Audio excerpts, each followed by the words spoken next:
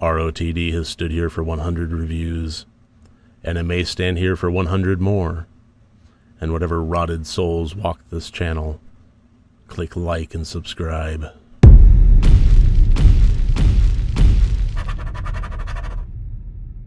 Hello and welcome to RotD Review of the Day, and it's review number 100. I have reached 100, and I could continue doing this indefinitely. It has been a fantastic wild ride. I started this channel just a few months ago with a silly idea and a little bit of a dream and some really moderate equipment that I happen to have just in storage, and it's been off like a shot ever since. We had the 4-hour live stream around Halloween time.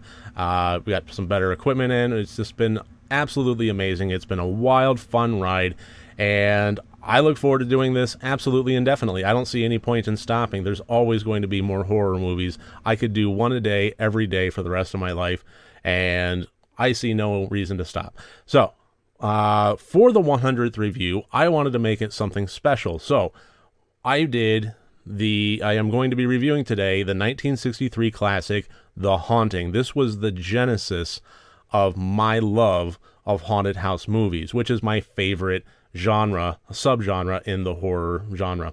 I watched this when I was an adolescent, and it just took off from there. Then I started watching Legend of Hell House, and I started watching House on Haunted Hill, and just so on and so on and so on. And this was the start of it all for me. Now, I will say, having said that in my scoring system and in my review, I will be fair, I will be objective, and nostalgia will not enter into it. Movie does not get an instant 100 points just because I happen to love it.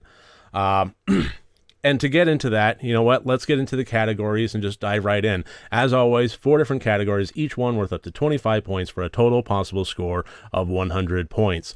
And the plot, I gave a 22 out of 25. This started out with a doctor, John Markway, that was trying to find and prove life after death. Very simple. And what the best way to go about it?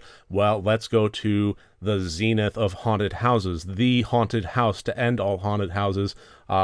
Historically something that just has this Machiavellian, terrible, dark history to it. And let's go there and check things out. If there is any rumblings of the afterlife, we're going to find it within these walls. And what better way to wake them up than to fill it with some psychics, or people that have experienced psychic phenomenon in their past. And that's what he does. He commissions and he hires a group of people to go in there and just try to wake this house up, fill out nightly reports, and just kind of take over things analytically, and try to prove this. And one of the things I really love about this movie is the absolute simplicity of it. I mean, that is pretty much all there is. That's not to say it's lacking in anything. One of the characters, the main, I guess, character you would call her, Eleanor, the house has a unpredictable influence upon her that kind of takes her into a downward spiral throughout the course of the movie. There are events that happen. The characters are fleshed out a lot more and really brought into a real 3D kind of sense there for us. But even so, it remains a very simple premise, and it never really deviates from that, which is one of the things I absolutely adore about this movie. Is there's no rhyme, there's no reason. The main star is absolutely the haunted house, as it should be. When you're making a haunted house movie, your main character has to be the house, and this absolutely did that, and it kept it simple. It's just evil. It was born bad. There's no rhyme or reason to it. There's not a hidden Machiavellian guy behind the curtain pulling wires and so forth. There's not, it was built on the foundation of 100 insane asylum members' blood or anything. It doesn't have a body that was, entombed in concrete because of a love triangle gone wrong. Anything like that. It just is bad, period. And when you have something that simple, it makes it all the more powerful. How can you fight something when there's no rhyme or reason behind it, if there's no history behind it, if we can't tear into that concrete and dig up that body and give it a proper burial to calm everything down? There's nothing to fight. It just is bad. And I love that. And I love the way the characters interacted with that and how some of them were influenced by it more than others. It just was great all around. So yeah, plot 22 out of 25. The intent, I also gave it 22 out of 25.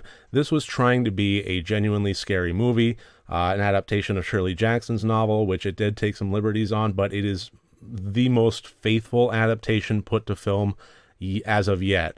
The 1999 version, just forget about. I try to. The Netflix series that they've done, although absolutely brilliant and one of my favorite tellings of Hill House, is definitely not an accurate representation of Shirley Jackson's novel. But regardless, this is not judging based on accuracy, and it's not judging based on other films. This is strictly itself, and in itself, I gave it 22 out of 25 on the intent. This was a great haunted house movie that had some really great scares to it, and it was clever scares too. It wasn't, filled with effects. In fact, there were hardly any effects to be found. If we're talking about effects that happened outside of just camera mechanisms, I would say there's only one to be found in the entirety of the movie. And I thought that was just genuinely brilliant. The fact that it was able to elicit so many good scares in such a simple fashion was just great. And whatever it set out to achieve, I think that it did with flying colors. Loved it. And that's not to say that they couldn't have made it more complicated. Just 4 years prior, we had the 1959 version of House on a Haunted Hill with Vincent Price. And although that was a fantastic movie and I love it, that did have elements of, supernatural. It did have chroma key effects and rotoscoping and things on wires and monsters coming out. And this really just didn't. It didn't need it. It didn't, put it in there unnecessarily. It didn't really show us hardly anything, and I still maintain the scariest thing you can have is the unknown, and this left a lot to ambiguity to really sell that point. The acting, I gave an 18 out of 25. I did lower this one. There were some great performances in here, but if I had to be completely brutally honest, I would say that the movie's main fault would be overacting, and I think an unnecessary level of monologuing from Dr. Markway's character. External monologuing. There was a whole lot of dialogue with explanations and talking about things that were great, and it added some atmosphere, but I think perhaps just a bit too much. And from Julie Harris as Eleanor, way too much inner monologuing that we were able to hear as audience members. I think that was actually probably the most irritating part of the movie for me, was Eleanor's inner monologue. It was just too much. There was too much of it. And I think that all told, the performances did have an element of overacting to it, that I think stripped some points away for me. Now, one thing I'm not taking points off for is the fact that Eleanor's character was very irritating. And I'm not taking points off for it because I think that's actually one of the points of it. She was meek in a way that was inherently annoying. And but that was necessary for her character's descent and for her isolation from the group, just in terms of social constructs. So that actually I thought was sold pretty well. Was it sold too well in terms of overacting? I don't know, maybe. But regardless, that was an element of the movie that was annoying, but I think was supposed to be the point. But there were still overacting elements of this movie there. The one thing that I really didn't get, and I don't think this is really necessarily an acting thing, but I'll include it in here since it is a performance, is the relationship between the characters of Eleanor and Theo. They were, throughout the movie, without giving any spoilers, they were throughout the movie so nasty to each other, but there was always the sense of love, and as things were wrapping up, There was just this, they were acting like there was this really strong friendship going on, while at the same time just constantly getting in like unforgivable, insulting shots toward one another.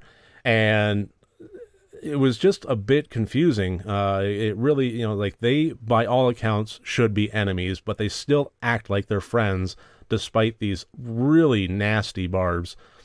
Once in a while, I could kind of see the point. You want to snap her out of a particular thing. It's like, well, it's almost like the verbal equivalent of smelling salts. Fine, I get that, but it was throughout the entirety of the movie. Regardless, moving on to the technical, which I gave a 21 out of 25. This movie was beautifully shot, and again, it showed so little. There was only one effect in the entirety of the movie that was, like I said, not camera mechanisms of like, quick zoom-ins with orchestral sounds going, things like that. As far as like an effect that we actually saw on the screen, there was only one in a haunted house movie that was genuinely scary. And that is owed to the technical elements of the editing and the direction and the camera work and all the stuff that made that work was just amazing. I mean, legendary director Robert Weiss, Sound of Music, West Side Story, Star Trek Motion Picture. He's just an absolute legend in his craft. And from what I read, this was his favorite movie that he made, just in terms of fun and thrills and so forth. And it really shined through. So even though there weren't any real effects for me to judge, and the one that was there was actually really spectacular, I will say that on a technical level, this movie was fantastic. So 21 out of 25 points. So this gives us a total score of 83 out of 100 points. I would absolutely recommend this movie to anybody, even if you don't like horror movies. This is not so scary that it's going to scar you for life, especially with the generational gap that exists. But it is absolutely worth watching. It is an amazing film in its own right. It is a must-watch for any horror movie lover. This absolutely should be in your catalog. And I think that should about do it. I am going to be having a deep dive where I'm going to be giving some spoilers on this one, as well as a few other haunted house movies that generally get into what I love about them. I haven't done a deep dive in a while, and I'm absolutely going to for this movie and for my 100th review. So look for that.